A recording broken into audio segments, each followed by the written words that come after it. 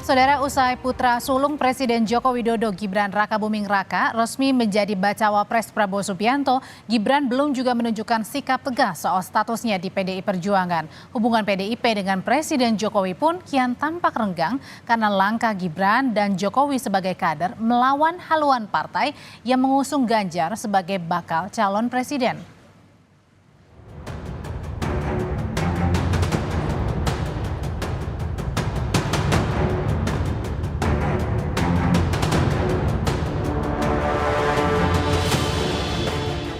Bakal Cawapres 2024 yang juga Wali Kota Solo, Gibran Rakabuming Raka menyebut sudah menerima surat permintaan pengunduran diri dan pengembalian kartu tanda anggota PDI Perjuangan yang dikirimkan Ketua DPC PDIP Solo FX Hadi Rudiatmo. Surat itu dikirimkan Ketua DPC PDIP Solo FX Rudi Selasa lalu. Gibran bilang surat sudah ia bawa dan akan ditindaklanjuti. Mas, kemarin sudah dapat surat dari Pak Rudi itu, Mas? Sudah saya bawa, nggih. Makasih, nggih. Untuk jawabannya gimana, Mas, untuk Nanti akan kami tindak lanjuti, nggih. Di tengah belum tegasnya status Gibran di PDIP, Ketua Umum PSI Kaisang Pangarep mengajak kakaknya bakal Cawapres Gibran Rakabuming Raka untuk bergabung ke Partai Solidaritas Indonesia. Kaisang mengungkap jawaban singkat Gibran saat ditawari masuk PSI. Ia hanya menyebut ya dan tidak menjelaskan kelanjutannya. Gimana Mas jawabannya? Jawabannya gimana? Ya tahu Pak Wali Kota kan seperti itu. Mas mau nggak Mas Wali? Ya Pak ya. Tapi kan ya udah begitu. Sebelumnya dalam keterangan tertulis, Sekjen PDI Perjuangan Hasto Kristianto mengungkapkan kekecewaan partainya pasca Gibran resmi jadi cawapres Prabowo. PDIP sebut kecewa ditinggalkan Jokowi dan keluarga setelah memberikan keistimewaan begitu besar kepada kader yang jadi kepala negara itu. Kami begitu mencintai dan memberikan privilege yang begitu besar kepada Presiden Jokowi dan keluarga, namun kami ditinggalkan karena masih ada permintaan lain yang berpotensi melanggar pranata kebaikan dan konstitusi. Usai putra sulung Presiden Joko Widodo Gibran Rakabuming resmi menjadi bacawa pres Prabowo Subianto, Gibran belum menunjukkan sikap tegas soal statusnya di PDI Perjuangan. Hubungan PDIP, terutama Ketua Umum PDI Perjuangan Megawati Soekarno Putri dengan Presiden Jokowi pun kini tampak renggang karena langkah Gibran dan Jokowi sebagai kader melawan haluan keputusan partai yang mengusung Ganjar sebagai bakal calon presiden. Tim Liputan Kompas TV.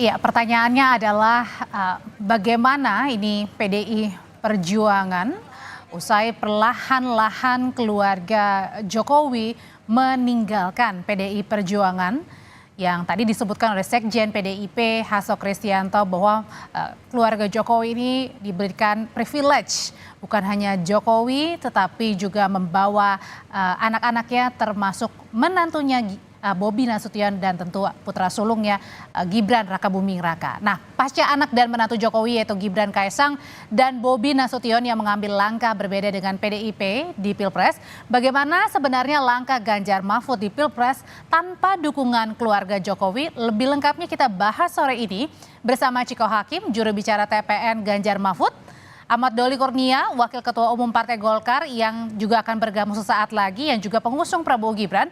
Dan ada juga Adi Praitno, Direktur Eksekutif Parameter Politik Indonesia yang segera juga akan bergabung bersama kita sore hari ini. Saya yang pertama mau ke PDI Perjuangan dulu, Mas Ciko. Mas Ciko, ini langkah Mas Gibran yang hingga sekarang belum juga kembalikan KTA PDIP. Gimana sih sebenarnya sikap dari TPN ini? Sikap dari TPN tentu sama sekali tidak, ini bukan masalah untuk TPN, tapi lebih ke hubungan PDI Perjuangan sebagai parpol dengan saudara Gibran. Dan kami sudah disebutkan tadi bahwa surat sudah dilayangkan oleh Ketua DPC Surakarta, Pak Rudi, untuk saudara Gibran mengundurkan diri karena dia sudah mencawapreskan diri melalui jalur yang bukan jalur partai kami. Jadi kita menunggu aja lah.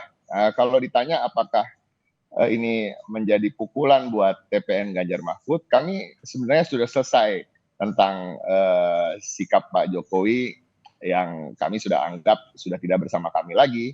Jadi kami sudah siap untuk memenangkan Pilpres ini dengan atau tanpa Pak Jokowi mendukung Pak Ganjar.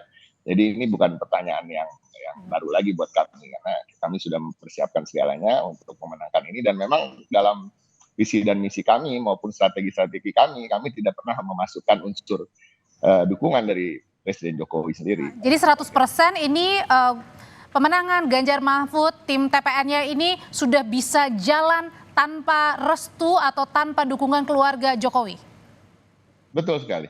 Itu tidak pernah menjadi bagian dari the equation di dalam strategi kami. Saya mau ke Koalisi Indonesia Maju, Bang Doli, sebenarnya siapa saja sih keluarga dari Pak Jokowi ini yang sudah merapatkan dukungan barisan untuk mendukung Prabowo Gibran? Kami sebetulnya sedang mengkonfirmasi ya, kalau bicara tentang soal tim atau TKN KIM, itu saat ini sedang menyusun nama-nama baik di tingkat nasional maupun di tingkat daerah-daerah gitu. Jadi sampai sekarang ini kami belum bisa menyampaikan secara terbuka siapa-siapa saja, tetapi saya kira kami tentu punya keyakinan ya dengan ditunjuknya atau kami putuskan ya Saudara Gibran menjadi calon wakil presiden, tentu semua bagian yang terikat dengan Saudara Gibran ya pasti juga akan menjadi bagian dari tim. Maksudnya keluarga besarnya termasuk Bobi Nasution misalnya juga masih kader PDI Perjuangan? Ya kami berharap seperti itu, karena kan memang kita ingin menuju kontestasi ini dalam kekuatan penuh dan untuk menang gitu. Jadi semua potensi yang kita anggap penting, apalagi itu punya hubungan-hubungan dekat, kan agak sulit kan kalau misalnya punya hubungan keluarga yang berbeda jalur atau pandangan atau sikap politiknya. Tentu kita berharap semuanya menjadi satu mendukung Saudara Gibran. Oke, Mas Adi, dengan PDIP yang ditinggalkan Jokowi ya, khususnya untuk pemenangan Ganjar Mahfud ini, apakah itu artinya bahwa dengan restunya Pak Jokowi ke Prabowo dan juga Gibran, ini bisa dibilang bahwa akan menang begitu Prabowo Gibran begitu, bisa ditentukan seperti itu? Ya saya kira saya tidak mau mendahului takdir Tuhan, Audrey. Kalau soal siapa yang menang tentu saja nanti akan diputuskan tanggal 14 Februari, minimal sejam 2 jam setelah pemungutan suara di TPS biasanya sudah mulai muncul quick count yang berikan elektoral. Baca kekuatan politik per hari ini, memang satu ya bahwa akan mungkin terjadi 2 putaran, bisa mendapatkan suara 50% plus 1, itu agak rumit sebenarnya untuk memenangkan 1 putaran. Dan bahkan kalau kita melihat di putaran kedua itu sangat mungkin terjadi head to head antara Prabowo Subianto dan Ganjar Pranowo yang saya kira memang selisih elektabilitasnya. Mas Adi, mohon maaf sambil diperbaiki saluran komunikasinya, saya mau ke pertanyaan berikutnya. Kalau saat ini untuk elektabilitas bagi masing-masing baca pres nih di Jawa Timur dan juga Jawa Tengah gimana? Mas Adi? Tampaknya masih terputus saluran komunikasinya. Oke, saya langsung ke Mas Ciko. Mas Ciko, saat ini dari tim TPN sendiri fokusnya kemana aja sih? Terutama Jawa Tengah, Jawa Timur, atau gimana sekarang fokusnya ini untuk memenangkan? Kami fokus tentunya ke seluruh daerah, tapi justru di daerah Jawa Tengah, di mana itu menjadi kandang banteng sebagai salah satu partai utama yang mendukung pasangan Ganjar dan Pak Mahfud, kami merasa itu juga harus tetap kita perhatikan. Dan di Jawa Timur sendiri juga kami cukup kuat, tapi fokus-fokus yang untuk perbaikan suara atau untuk mendongkrak suara kami di Jakarta, Banten maupun Jawa Barat juga kami menjadi fokus kami. Dan alhamdulillah canvassing di Jakarta, Banten maupun Jawa Barat sudah mencapai sekitar 50% dari target 20% jumlah rumah yang ada di 3 provinsi tersebut. Jadi kami sangat optimis kok untuk memenangkan Pilpres ini. Ya mudah-mudahan insya Allah 1 putaran, tapi kalau kata pengamat-pengamat sepertinya tidak mungkin 1 putaran, ya kalau begitu 2 putaran. Oke, kalau dari Koalisi Indonesia Maju, Bang Doli, fokusnya apa nih? Kalau tadi kan di Jawa Tengah, Jawa Timur untuk pemenangan Ganjar Mahfud? Ya, kita Apakah kan itu juga sama nggak nih? ya kita kan punya koalisi yang relatif cukup besar ya. Jadi sekarang pekerjaan yang kita lakukan adalah bagaimana masing-masing partai ya sebelum kita mendaftarkan diri secara resmi TKN itu siapa-siapa saja yang terlibat dan jaringan seperti apa, kita juga fokus kepada jaringan masing-masing partai politik ya bekerja sambil seluruh potensi baik itu struktur partai masing-masing terus kemudian para calegnya ya selain mensosialisasikan dirinya apalagi hari ini kan sudah diumumkan DCT ya pada masing-masing.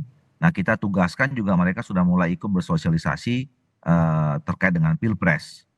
Nah, fokus daerahnya ya tentu semuanya kita masing-masing punya daerah pembinaan ya.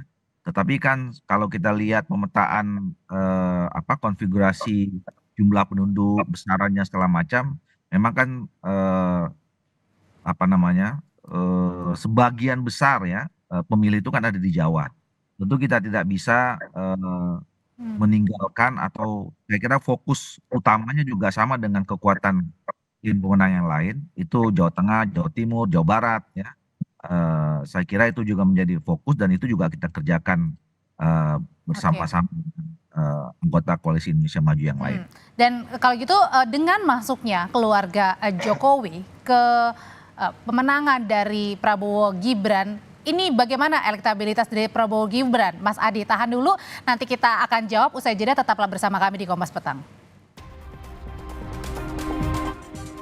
Sekarang saya mau dengar pendapatnya Mas Adi. Mas Adi, ini gimana elektabilitas bagi Prabowo dan Gibran usai bisa dibilang penuh ya keluarga Jokowi ini mendukung Prabowo Gibran di Pilpres? Ya, kalau dulu kita melihat elektabilitas Prabowo Subianto kalau dipasangkan dengan Erick Thohir itu relatif signifikan, Audrey. Tapi memang sentimen negatif ketika Mas Gibran Rakabuming Raka diumumkan sebagai pendamping Prabowo ini relatif tidak terlampau signifikan ya. Artinya sebenarnya kalau kita membaca angka-angka survei, Prabowo itu lebih kuat dengan Erick Thohir ketimbang Mas Gibran Rakabuming Raka. Publik kan kemudian bertanya-tanya apakah ketika Gibran menjadi pendamping Prabowo Subianto, ini otomatis pengaruh Jokowi akan berdampak secara signifikan. Kalau kita membaca ini dengan argumen sederhana, mungkin iya, seakan-akan elektabilitas Pak Jokowi, approval rating Pak Jokowi yang tinggi itu bisa diwariskan. Tapi kalau melihat angka-angka per hari ini ternyata tidak terlampau muncul secara signifikan, karena memang sentimen negatifnya masih belum bisa dihilangkan oleh kubunya Bang Doli dan kawan-kawan. Ya, pertama setelah pasca keputusan Mahkamah Konstitusi, dan dinilai ini ada semacam karpet merah ya untuk memuluskan salah satu pihak tertentu itu Audrey. Dan yang kedua, kalau dalam simulasi head to head antara Prabowo Subianto Gibran dan Ganjar Pranowo Mahfud, memang selisihnya cukup tipis ya di kisaran angka 2 atau 3%. Dalam logika survei ini masih dalam rentan margin of error. Jadi tidak boleh ada yang bisa mengklaim siapa yang kalah dan kemudian bisa mengklaim paling benar. Oleh karena itu, 3 bulan waktu tersisa inilah yang sebenarnya akan menjadi pertaruhan politik yang sesungguhnya. Kira-kira siapa yang akan memainkan isu yang signifikan dan itu berdampak secara signifikan. Dan karena belum mulai kampanye juga ya? Betul, dan pada saat yang bersamaan memang serangan daratnya seperti yang disampaikan oleh Bang Doli, Bang Ciko juga turut menentukan. Narasi penting, tapi gempuran darat untuk meyakinkan para pemilih itu juga jauh lebih penting ya untuk memaksimalkan potensi kemenangan di 2024. Saya kira relatif masih kompetitif. Kalau meski kita tahu kan sekarang ada pembicaraan bahwa Pak Prabowo mungkin ini jadi anak emasnya kekuasaan politik ya, karena didukung oleh Pak Jokowi, dan Pak Ganjar itu dianggap sebagai anak tiri kekuasaan karena sudah ditinggalkan kan untuk kepentingan politik di 2024. Nah, kalau berbicara anak tiri tuh, kalau misalnya elektabilitasnya Ganjar Mahfud usai keluarga Jokowi ini condongnya ke Prabowo Gibran? Ya kan memang tidak bisa dibantah secara politik Jokowi pastinya mendukung Gibran Prabowo Subianto dan tidak lagi bisa diharapkan untuk menjadi bagian dari PDIP dan Ganjar Pranowo. Cuman kan problemnya begini Audrey, di kertas suara itu kan yang muncul namanya dan fotonya tentu ada Pak Prabowo Subianto Gibran, ada Ganjar Pranowo dan Mahfud, dan di situ juga ada Anies Baswedan dan Pak Muhaimin Iskandar. Nggak ada foto Jokowi, nggak ada foto Pak Ciko, dan tak ada foto Pak Doli di situ. Jadi tim sukses, tim pemenangan ini adalah sebatas ornamen sebenarnya yang sifatnya komplement, pelengkap dari kompetisi politik di Pilpres. Satu-satunya cara untuk memenangkan pertarungan politik adalah bagaimana jualan figur, jualan soal visi misi, dan tentu saja bagaimana memantapkan mesin politik di bawah. Ini yang saya kira perlu diuji 3 bulan ke depan ya. Memang Pak Jokowi approval ratingnya tinggi. Cuman kan yang menjadi pertanyaannya adalah apakah approval rating itu bisa diterjemahkan sebagai tingkat kesukaan dan elektabilitas ke Prabowo dan Gibran di tengah sentimen negatif yang saat ini ya saya kira masih cukup kuat secara signifikan. Hanya waktu dan kerja politiklah yang akan menjawab segala-galanya. Oke, kita balik lagi ke masalah soal kartu tanda anggotanya Mas Gibran, Mas Ciko. Sampai sekarang kan belum dikembalikan. Saya nggak tahu juga nih, Mas Bobi sebenarnya masih kader PDIP atau enggak nih. Nah, pertanyaannya adalah dengan belum mengembalikannya KTA Mas Gibran ini, apakah dianggap PDIP bahwa keluarga Jokowi sedang berusaha untuk melawan PDIP? Kami tidak mempermasalahkan itu terlalu jauh. Kami hanya bersurat dari pihak DPC Solo dan kami menunggu aja jawaban. Kami tidak ingin memikirkan ini terlalu jauh. Kami tentu saja kalau dibilang sedih dan kecewa itu betul. Tapi kembali lagi kita harus move on dan kita harus berjuang untuk kedepannya. Nah, saya justru ingin membahas sedikit apa yang disampaikan oleh Mas Adi. Lebih untuk menegaskan ya bahwa apa yang disampaikan itu benar adanya, bahwa elektabilitas ini akan banyak berubah ke depannya dan Gibran efek ini sebenarnya bisa menjadi sesuatu hal yang positif bagi TPN maupun PDI Perjuangan dalam memperjuangkan Pak Ganjar dan Pak Mahfud. Terbukti bahwa masyarakat ada sentimen negatif mengenai putusan MK yang dianggap ada unsur nepotisme dan konflik kepentingan di sana. Dan begitu juga baru-baru ini ada survei dari SMRC yang menyatakan bahwa Pak Mahfud justru lebih disukai di kalangan Gen Z dan milenial dibanding kedua calon wakil presiden lain. Nah, yang satu lagi yang terakhir mungkin mengenai approval rating. Apakah sudah ada survei terbaru mengenai approval rating Pak Jokowi? Nah, kita belum tahu karena ada gonjang-ganjing setelah approval rating yang terakhir yang 70-an% itu. Tetapi juga pengalaman di Amerika Serikat ketika Obama approval ratingnya lumayan tinggi dan dia fully endorse Hillary Clinton pada pemilu berikutnya, tapi itu tidak dapat diterjemahkan dengan sebagai kemenangan oleh Hillary Clinton melawan Donald Trump. Jadi kami melihat ini pertarungan ini akan semakin seru. Justru Jokowi efek maupun Gibran efek insya Allah tidak akan berdampak sama sekali. Oke, kalau dari Bang Doli sendiri sebenarnya ada rekomendasi nggak sih dari teman-teman di Golkar misalnya atau di Koalisi Indonesia Maju terkait dengan status Gibran di PDI Perjuangan? Kami menyerahkan sepenuhnya kepada saudara Gibran ya, karena kami memahami persis bahwa politik itu adalah privilege dari masing-masing individu ya. Setiap orang dijamin secara konstitusional untuk punya pilihan mau bergabung dengan partai politik mana. Nah, dan setahu kami kan selama ini memang belum ada belum ada secara resmi lah yang menyatakan bahwa saudara Gibran itu kader PDIP. Nah, kalau sekarang diisukan, digonjang-ganjingkan, saya kira kita simplifikasi saja ya bahwa PC PDIP Solo sudah kirim surat dan sudah diakui juga oleh saudara Gibran, dan saudara Gibran tadi juga menyatakan dalam waktu dekat akan bertemu. Saya kira pertemuan itu nanti akan membicarakan secara baik-baik apa hasilnya kita tunggu saja. Nah, terus kemudian kedua tadi soal ke depan, kami meyakini bahwa banyak variabel yang menentukan pasangan capres dan cawapres ini menang, termasuk partai-partai politik yang mendukungnya ya. Saya sepakat bahwa figur capres itu menjadi satu kekuatan utama, bahkan figur kekuatan di cawapres, tetapi juga kerja-kerja politik, tim, kerja politik, partai politik, pendukung dan segala macam itu juga menentukan, dan tentu adalah strategi-strategi yang dimunculkan, termasuk soal visi misi yang ditawarkan oleh. Berarti masing-masing masih optimis ya untuk menang ya, baik Prabowo Gibran maupun juga tim pemenangan dari Ganjar Mahfud. Saya kembali ke Mas Adi lagi. Mas Adi, soalnya kita kembali lagi masalah masih tentang kartu tanda anggota nih. Sebenarnya dari keluarga Jokowi sendiri, misalnya Mas Gibran yang belum memberikan KTA-nya, mengembalikan KTA-nya, itu juga apakah bisa dibilang merupakan bentuk perlawanan keluarga Jokowi kepada PDI Perjuangan yang dibilang oleh Sekjen PDIP bahwa sudah diberikan privilege?